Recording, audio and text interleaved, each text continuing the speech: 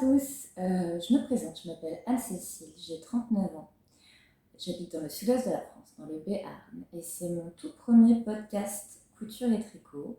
Je m'excuse par avance pour tout ce qui ne sera pas bien.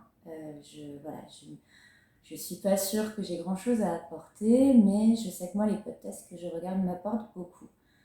J'aime les projets des autres, j'aime les voir, et ça m'apporte aussi du bien-être. Chaque podcast est une petite parenthèse de douceur, de bonheur. Et voilà, je me suis dit que c'était apporter ma petite contribution, de proposer ça moi aussi. Et voilà, si c'est pas très très bien, bah, c'est pas grave, j'en ferai pas d'autres et j'aurais essayé quand même. Voilà. Alors, qu'est-ce que je peux vous dire? Ça fait 4 ans que je tricote. 4 ans parce que j'ai commencé quand j'étais enceinte de mon petit deuxième et j'ai eu une grossesse où je dormais plus du tout la nuit. Mon médecin m'a dit il faut trouver un moyen de se détendre et il m'a proposé le tricot, ce qui est quand même rigolo je trouve. Et effectivement, ça m'a vraiment détendue et apporté du bien-être. À partir du moment où j'ai découvert ça, c'était une porte ouverte vers le monde créatif. J'ai adoré continuer à tricoter, j'ai adoré aussi me mettre à la couture, découvrir tout ça, hurler parfois sur des projets que j'arrivais pas à faire, avoir l'impression que je m'en sortirais jamais, oublier des aiguilles dans des replis de vêtements cousus parfois pour des petits-enfants, genre mes petites nièces ou quoi. Bon bref, beaucoup de catastrophes, mais surtout beaucoup de joie et de plaisir. Et c'était de ça dont je voulais vous parler aujourd'hui. Donc là, on est début juillet. Et je voulais faire un petit podcast sur tout ce que j'ai fait au printemps. Et c'est-à-dire pas grand-chose parce que je ne suis pas non plus super efficace et productive. Et ça me va très bien, parce que de toute façon, je n'ai pas besoin non plus d'ajouter des milliards de vêtements dans ma garde-robe, donc c'est parfait. Ce que je porte sur moi, c'est une blouse de chez Jolly Lab et elle s'appelle Cherry Blossom. Et je l'ai cousue il y a 1 an, je crois, à peu près. Et vous pouvez voir ici que quand j'ai cousu mon volant, je l'ai un peu mal bidouillé. Il est à l'intérieur de mon revers. Et en fait, je l'aime quand même. Et je m'en fiche qu'elle soit pas parfaite. Et c'est le cas de quasiment tout ce que je vais vous montrer. Vous allez toujours avoir un petit... Alors là, ça va pas. Et puis en fait, je crois que c'est ce que j'aime dans mes vêtements. On va commencer par ce que j'ai cousu. Et puis je finirai avec les tricots. Donc dans ce que j'ai cousu, le premier projet que j'ai cousu, je vous le montre. Oh, c'est pas beau ça. Eh bien c'est une veste, c'est un blouson, le blouson Sonic de Dress Your Body. Et alors, j'en reviens pas d'avoir cousu un truc pareil, il est trop chouette. Je l'ai cousu dans un tissu d'atelier brunette, dans celle... Alors j'ai préparé des notes, je vais pas hésiter à les consulter parce que comme ça va m'éviter de dire des bêtises. Voilà, le tissu Atelier Brunette dans une gabardine Maple. Et puis des chutes de chez Atelier Brunette aussi que j'avais. Je sais plus ce que c'est comme tissu, c'est une viscose. Et elle était très bien, elle allait parfaitement avec l'intérieur. J'ai fait des poches. Non mais c'est fou. Il y a tellement de morceaux de tissu que j'ai dû assembler. Quand j'ai découpé mon patron, j'ai cru que j'y arriverais jamais. J'avais plein de petits bouts de papier partout. Après, c'est devenu plein de petits bouts de tissu. Et j'ai passé un nombre d'heures de folie. Et j'ai ramé. J'ai ramé les poches là, le moment où il faut couper dans le tissu pour créer des fentes, et vous êtes en plein milieu de votre devant et vous dites ah oui vraiment je vais faire un trou. Et bien c'était super stressant. Et finalement ça tombe nickel. Je vais essayer d'insérer des photos. Si j'y arrive pas, je m'en excuse platement. Mais j'aimerais mieux plutôt que de vous passer les trucs et que ça fasse pas très joli, vous insérer des photos. Qu'est-ce que je peux dire? Que c'est un patron aux petits oignons. Moi, je ne connaissais pas la créatrice de Dress Your Body. Je l'ai découverte au CSF de cet automne. Et alors, son patron, mais tout tombe nickel. Les explications sont limpides. Il y a des vidéos si on veut voir les points techniques les plus difficiles. Et je vais regarder un petit peu ce qu'elle a fait. Je crois qu'elle n'a pas sorti des milliards de patrons. Mais en tout cas, c'est la super qualité. Ça, c'était le premier projet. Le deuxième projet, je regarde. Alors, oui. Donc, le deuxième projet, c'était une chemise de rôti que j'ai cousue dans un tissu de Liz Taylor. Alors, vous allez voir pas mal de tissus Liz Taylor parce que, comme je disais, je ne coupe pas beaucoup. Et j'adore Liz Taylor. C'est avec elle que je me suis mise à la couture et au tricot, il faut bien le dire, en découvrant ces podcasts avec ceux de Longue avec Anna. Et donc, déjà, j'ai envie de la soutenir, forcément. Et puis j'aime l'éthique qu'il y a derrière ces tissus, qui sont faits en France pour la plupart, et puis dans des matières éco-véro, certifiées, tout ça. Donc voilà, j'aime bien. Et comme je coupe peu, eh ben, je préfère coudre mieux. Coudre peu, mais coudre mieux. Et voilà, et donc forcément quand on achète, quand on fait 3 vêtements tous les 4 mois, on peut se permettre d'acheter des tissus un petit peu chers. Et c'est ma ligne de conduite, elle n'est pas forcément bonne, hein, faites chacun comme vous voulez.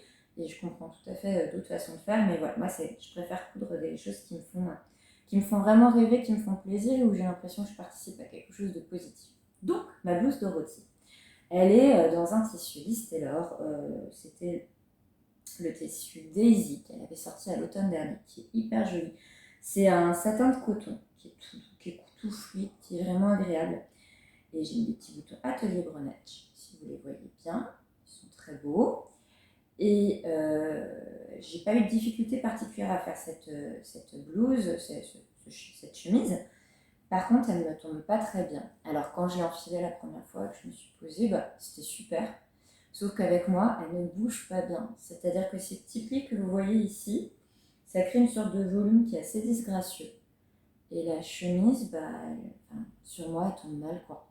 Et c'est pas très grave, parce que je l'aime quand même et je le porte quand même, parce que je trouve le tissu joli. Elle va super bien avec ma veste, du reste. mais en fait, je la porte pas plus que ça. Et je suis étonnée parce que autour de moi sur les réseaux, tout le monde adore cette chemise Dorothy. Et elle va à tout le monde. Pourquoi moi elle ne va pas? Qu'est-ce que j'ai? Je dois être mal fichue. En tout cas, ça va pas du tout. J'ai continué avec une super cousette. Je vais peut-être un peu vite, hein, je m'en excuse, mais je voulais pas que ça dure 3 heures pour un premier podcast. Parce que ça vaut peut-être pas le coup de vous prendre la tête pendant 3 heures non plus. C'est une combinaison, la combinaison Jenny de Liz Taylor, aussi dans son tissu lisse, qui est très très très très beau, et avec ses petits boutons. J'ai pris rose à paillettes, parce qu'on n'a jamais trop de rose ni trop de paillettes dans la vie. Et pareil, c'était un truc de folie. Je cousais les choses et ça marchait. J'ai fait des poches, ça a fonctionné. Alors je dis pas les poches, je les ai refaites 2 fois parce que la première fois je les avais faites à l'envers. Et puis l'élastique, ça n'a pas marché du premier coup non plus. Bref, tout n'était pas facile du premier coup, mais à la fin, le vêtement, il est joli, il me va très bien. Et voilà, et il me va très bien, il tombe parfaitement. Il n'y a aucun problème, c'est flatteur, ça me met en valeur. C'est presque le vêtement qui gomme les défauts et met les qualités en avant. Et ça, c'est ce qu'on recherche dans le fait main en fait. Le tissu est super joli et délicat. Je pense que vous l'avez vu passer 1000 fois, hein, mais je le montre quand même parce qu'il est trop beau. Et je sais que moi, quand je l'avais vu la première fois, je le trouvais un peu chargé. Je trouvais qu'il y avait un petit peu trop de fleurs. Et je tiens à préciser que quand on le porte, on n'a pas du tout cette impression-là. Si jamais ça vous bloquait, en fait, quand on l'a sur soi, c'est juste très frais, un peu japonisant et très très très joli. Voilà, c'était un vrai succès. Et en fait, j'ai tellement aimé cette combi Jenny que j'ai décidé de retenter ça, mais en ne faisant cette fois que un haut. Voilà, un tout petit haut que j'ai cousu et qui en fait est un top. Donc c'est le top de la combi Jenny que j'ai rajouté, auquel j'ai rajouté 10 cm. Et comme je suis pas très grande, je fais à peine 1m60, ça suffisait largement pour moi. Et le résultat, il est vraiment très très chouette. Alors je suis désolée, moi mes finitions elles sont toutes moches parce que j'ai pas de surjeteuse. Et d'ailleurs, si jamais vous avez des conseils à ce propos, je prends. Je n'arrive pas à passer pas parce que je ne veux pas acheter une surjeteuse tout premier prix qui ne soit pas de bonne qualité. Et j'ai clairement pas envie de mettre 1000 € non plus. Enfin, ce serait disproportionné par rapport à l'usage que j'en fais et par rapport à mes moyens aussi. J'ai pas les moyens de mettre 1000 € dans une surjeteuse. C'est pas. Voilà, la couture n'occupe pas cette place-là dans ma vie pour que je puisse me permettre ça. Donc, je voudrais bien passer le cap, mais je ne sais pas quoi prendre. Et puis moi, ces genre de questions, je peux y réfléchir pendant 1000 ans, en fait. Parce que je couds avec une petite brosseur, la FS ou FC40, qui est super bien et qui était alors pas une premier prix, mais elle est clairement dans les moins chères. et elle est tip top, elle fait tout super bien, mais c'était une machine à coudre qu'on m'avait offerte. Et donc, j'avais pas eu le choix difficile de trouver ce que je prenais. Et là, bah, en fait, j'arrive pas à m'en sortir. Donc, mes finitions sont moches. Tout ça pour dire ça, mes finitions sont moches et j'aimerais qu'elles deviennent un peu moins moches un jour. Donc, si vous avez des suggestions, je veux bien. Et je l'ai fait dans le tissu Listellor qui s'appelle Aperitivo, qui est tout frais, tout joli, que peut-être pas voilà, le genre de couleurs qui me vont le mieux. Bon, c'est pas grave, en fait, je l'aime bien quand même. Et même s'il ne va pas au mieux au niveau du teint, quand je le mets, je me sens quand même toute belle. Oh là là, en fait, il a un fit au niveau de, je sais pas, c'est la façon dont il est équilibré, je pense, la pince. C'est un petit, enfin voilà, le patron, il est pas fou, hein, vous voyez, il est pas, enfin c'est pas plein de subtilité ni rien, mais il rend trop bien, il est super joli. Donc j'étais toute contente. En plus, c'était entre guillemets mon premier hack. J'ai transformé une combi en top. Alors toutes celles qui sont super fortes en couture doivent se moquer de moi et se dire en hack, t'as rajouté des centimètres, c'est pas un hack. Bah pour moi, c'en était un. Et je vais essayer cet été, dans mes coutures d'été, de repartir sur la base de la combi Jenny, mais au lieu de faire une combinaison, qui est quand même pas pratique quand il faut aller faire pipi au travail, parce qu'il faut se mettre toute nue à chaque fois qu'on va aux toilettes, et bien de faire avec un bas qui a une jupe. Donc je vais essayer. Et si ça marche, eh ben, je le mettrai dans mon prochain podcast. S'il y en a un, je le posterai sur Instagram. Je sais pas, je verrai. Voilà, voilà. Donc ça, super. Et j'ai adoré. Et ça va être un de mes basiques. Je sais déjà que je vais le refaire dans d'autres tissus. Parce que bah, c'est trop rare d'avoir des choses qui me vont bien pour ne pas continuer à le coudre. Je vais poursuivre avec un tout petit peu de couture enfant. Alors, j'ai deux petites nièces magnifiques, merveilleuses, adorables. Et donc, je leur fais de temps en temps un petit peu de couture parce que moi, j'ai deux petits garçons, magnifiques, adorables et merveilleux, hein, on est bien d'accord. Mais coudre pour les garçons, c'est moins rigolo, je trouve. Alors, bon, je leur ai fait un petit sweat l'hiver dernier, qu'ils ont beaucoup, beaucoup porté. Et donc, j'étais contente. Mais, bon, c'est comme moins rigolo qu'une petite robe. Donc, je fais des robes pour mes nièces. Et donc, qu'est-ce que j'ai fait comme robe? J'ai utilisé le patron Helsinki de petite note. Helsinki de chez Icati, évidemment de chez Icati. J'aime beaucoup Icati pour les patrons enfants. Voilà. Encore une fois, j'apporte rien de nouveau. Hein. Tout le monde connaît les patrons Icati. Et oui, pour les enfants, c'est top. Et bon, je suis désolée de ne pas être super originale. La robe Helsinki, je l'ai cousue d'abord pour ma plus petite nièce dans un jersey que j'avais acheté aussi au CSF. Je ne sais plus sur quel stand. Il y avait beaucoup trop de stands pour que je puisse m'en rappeler. Et alors, moi, tout le monde était là. Oh, c'est quand même un petit CSF, il n'y a pas grand chose, c'est plus tranquille, ça reprend doucement après le Covid. Ah bah, juste, moi qui habite dans un endroit où il y a beaucoup de forêts, d'arbres et de montagnes, et puis après 2 ans de confinement, enfin de confinement, pas de confinement, mais de Covid et puis de période de confinement, où on se parlait tous qu'avec des masques, pas plus de 4 par pièce. Le CSF, j'étais en PLS, il y avait trop de monde, trop de stands, trop de lumière, d'interaction, de bruit. J'étais saturée d'informations. Donc, clairement, j'ai pas retenu le nom du stand. Mais il est trop beau ce jersey et il était hyper agréable à coudre. Je l'ai cousu avec ma machine. Ce qui fait que, voilà, hein, je vous disais, les finitions sont pas tip top. Voilà, c'était pas. Mais je sais que ma belle-sœur va me dire qu'il est trop beau et qu'elle a adoré. Parce que j'en ai fait un aussi pour une très très bonne amie qui a une petite fille qui a le même âge que ma petite nièce. Donc j'avais suffisamment de tissu pour faire pour les deux choupettes. Et c'est trop cool en fait de voir après des petites porter ça et tout. J'ai cousu derrière, j'ai acheté à la petite mercerie qui est à côté de chez moi, des tout petits boutons en bois rouge. Parce qu'il n'y avait pas assez de cœur en fait sur cette robe. Et j'adore, je suis trop contente. Et je me suis régalée à le faire et j'espère qu'elles vont se régaler à le porter, que ce sera agréable et confortable parce que voilà, la couture, les vêtements plus humains, c'est vrai que ça nécessite parfois d'être repassé, d'être lavé un petit peu moins chaud. Moi, je ne les mets pas au sèche-linge, mes vêtements plus humains. Et c'est des contraintes, donc j'espère que ce sera aussi du plaisir pour mes petites nièces et pour ma belle-sœur.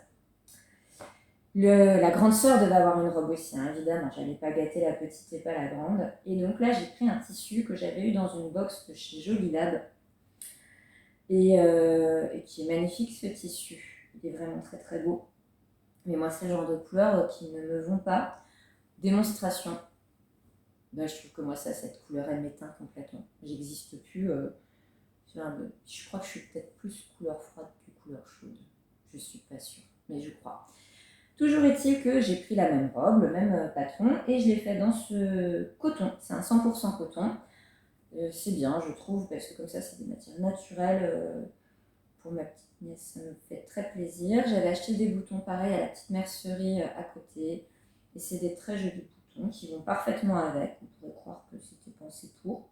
Je crois que les boutons étaient fabriqués en Allemagne. C'était ce qui avait marqué sur petit papier. Donc j'étais contente aussi parce que le tissu de mémoire avait été fabriqué en France. Donc on était sur un bilan carbone plutôt bon aussi pour ce vêtement. Et j'ai hâte de l'avoir dedans. Elle va être magnifique. Elle est toute brunette avec des cheveux frisés et des beaux yeux verts. Elle va être superbe dedans, ma petite poupette. Voilà.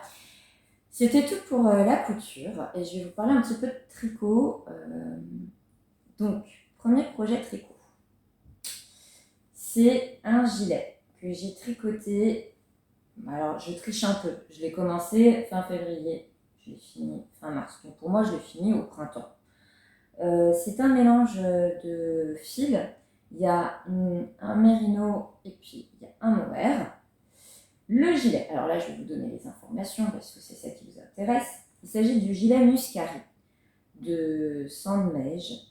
Je l'ai tricoté dans un mélange de Arvetta et Tilia de Filcolana en coloré 136, qui est un jaune moutarde. C'est peut-être même moutarde. Il y a des manches marteau, je crois que ça s'appelle comme ça. Et c'était très agréable à monter. C'était original, moi je n'étais pas habituée à ça et c'était très joli. On fait l'encolure après coup.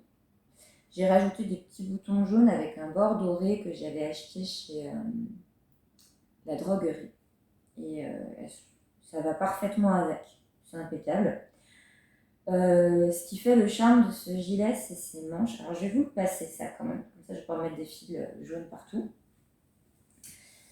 Et donc ce qui fait le charme de ce gilet, c'est ces petites manches au bout qui sont hyper ouvragées, qui sont très belles. Mon problème, c'est que moi, vous le voyez, hein, salut, j'ai les manches hyper longues. Hyper longues. Voilà. Et donc c'est super dommage parce que, je sais pas, j'ai hésité à détricoter une partie et puis en fait à faire des manches plus courtes qui s'arrêteraient là. Voilà, c'est une possibilité. Pardon, je vous montre parce que sinon vous savez pas ce que ça donne. L'autre possibilité, c'est tout étricoter, de remonter et de retricoter en haut. Je le ferai jamais, je vous le dis de suite. Hein, ça m'a pris, chaque petit bout de manche m'a pris plus d'une semaine. Alors clairement, je vais pas détricoter. L'autre option, c'est de se dire que c'est agréable d'avoir les mains bien au chaud. Et que voilà, je crois que c'est cette option que je vais conserver, clairement. Parce que team feignasse et team quand j'ai fait un truc, j'ai du mal à revenir dessus, alors qu'il faudrait. C'est pas bien, mais c'est comme ça. La laine est toute douce, elle est agréable, elle est confortable, il y a un petit peu de viscose dedans, de synthétique. Bon, c'est pas du 100% mérinos. Bon, voilà, ça m'allait quand même. Et comme il fait chaud, je vais le renlever. La couleur est chouette. Alors, je viens de vous dire que j'étais peut-être plutôt couleur froide. Illustration évidente du fait que j'étais couleur froide avec ce très beau moutard. Voilà. Qu'est-ce que je peux faire? Je peux vous parler des sujets en cours encore. J'ai 2 sujets en cours. Le premier est issu du livre Tricoté en couleur de Anna Dervout, je pense, qui est la créatrice de Elong avec Anna. C'est le pull, Ta vie, qui est un super joli pull pour enfants. Et je l'ai tricoté dans des laines qui venaient de chez... C'était les laines qu'on m'avait offertes. Et qui venaient de tricoter non, pas du tout. De chez Tricotez-moi. C'est la laine Luxor. C'est un mélange d'alpaga, mérino, c'est coton. Je l'ai tricoté en 4,5. Alors ça va pas parce qu'en fait le patron il préconise je crois du 3,5, quelque chose comme ça.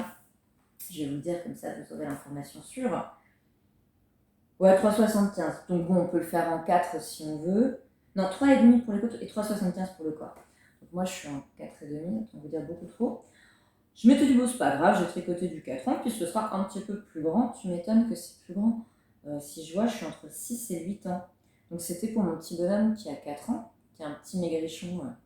Déjà, il n'est pas très grand pour sa taille, enfin pour son âge. Et puis en plus, il n'est pas très gros non plus. Et donc, en fait, ça irait plutôt au grand frère qu'en a 8, quoi. Je suis embêtée. Je suis embêtée parce que le grand frère a déjà eu un pull tricoté maison. Et donc, c'est vraiment pour le petit. Après, je peux le mettre de côté pendant 2 ans, somme toute. C'est pas grave. Ce qui m'embête aussi un peu, c'est que je l'ai montré à ma maman. Et que ma maman m'a dit, mais enfin, ça fait fille. Parce qu'elle trouve que comme la laine, elle est très poilue, et ben ça fait pas garçon. Alors ma mère, elle n'est pas du tout, cadeau genré ou quoi. Elle a offert des poupons à mes enfants quand ils étaient petits, rien du tout. Je crois que là, c'était vraiment le côté poilu qui faisait qu'elle trouvait que ça n'était pas adapté à un petit garçon. Alors moi, je vois pas. Je vois pas où est le problème avec les poils.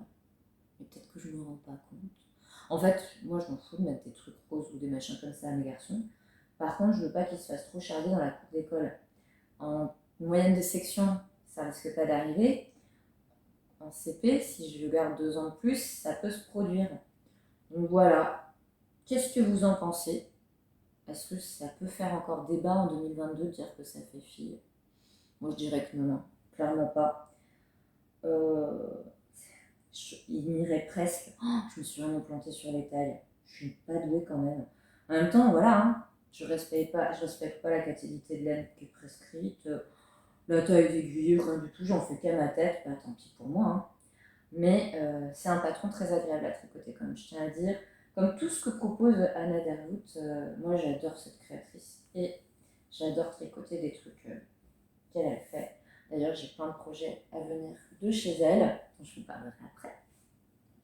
Un autre en cours, et ça c'est encore un fail, je crois. Il n'est pas fini, donc on ne peut pas vraiment savoir. Ça vient du livre Maille, le livre Maille de Solène Amari, qui est la créatrice de Nal. Et c'est le fameux pull anémone que vous avez dû voir passer, qui est tellement joli et tellement beau. Moi, je me voyais complètement dedans. Hein. Je me disais, je vais être l'incarnation de la douceur et de la grâce dans ce pull. L'incarnation de la douceur et de la grâce, je suis pas sûre parce que j'ai tricoté. J'ai tricoté même une manche. Donc je suis vraiment au bout là, normalement à la fin de la semaine prochaine il sera fini. Et vous voyez tout de suite le problème. Hein. Je peux même vous le passer peut-être. Je vais essayer de voir si j'arrive à le passer.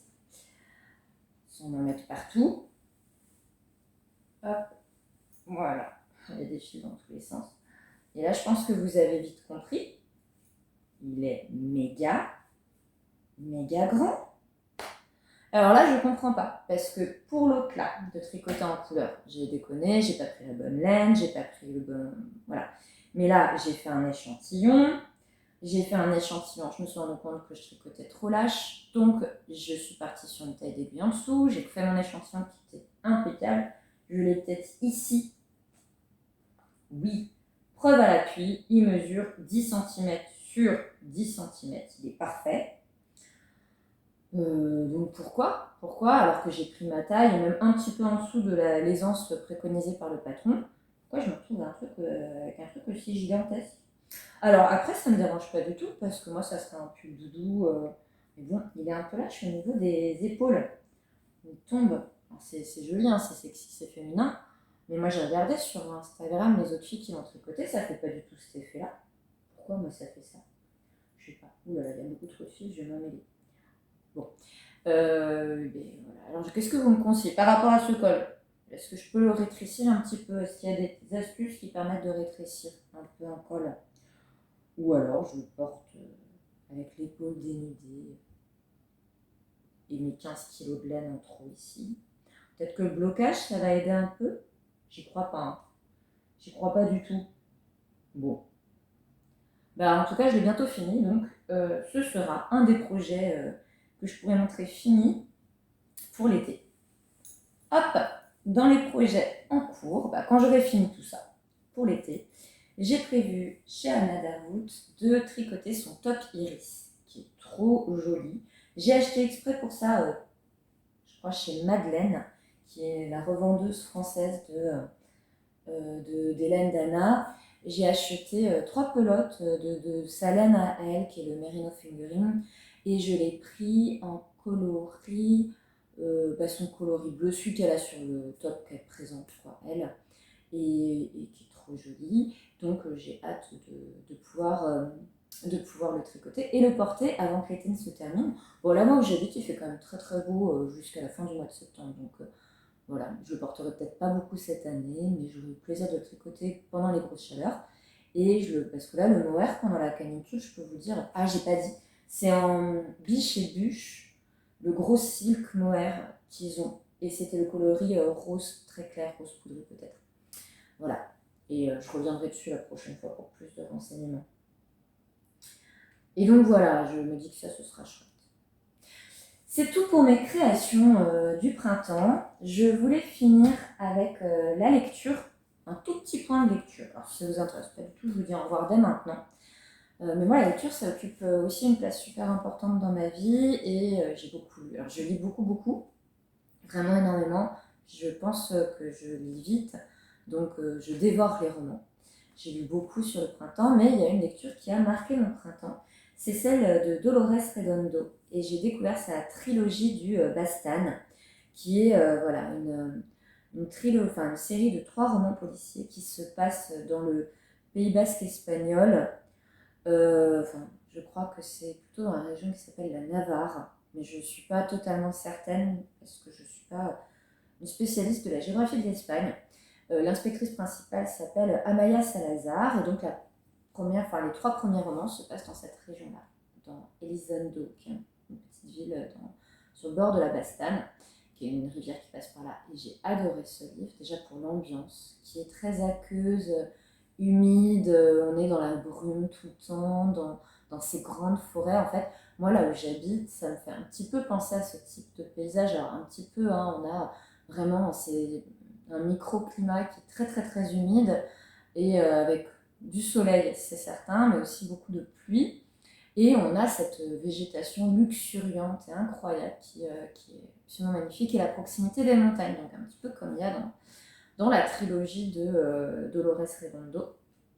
Et j'ai adoré cette histoire. Alors il y a des créatures, voilà, ça s'est baigné de la mythologie de cette région avec voilà, des récits voilà, de figures qui appartiennent à cette, voilà, ce terroir, à cette histoire locale. J'aime beaucoup. Il y a des enquêtes policières, j'aime bien les romans policiers.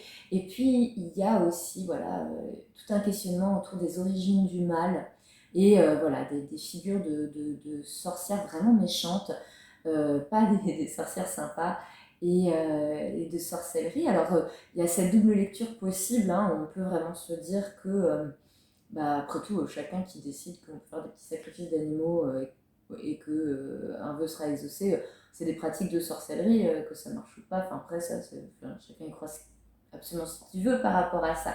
Donc, on peut avoir une lecture très rationnelle de ces romans, ce que j'aime bien.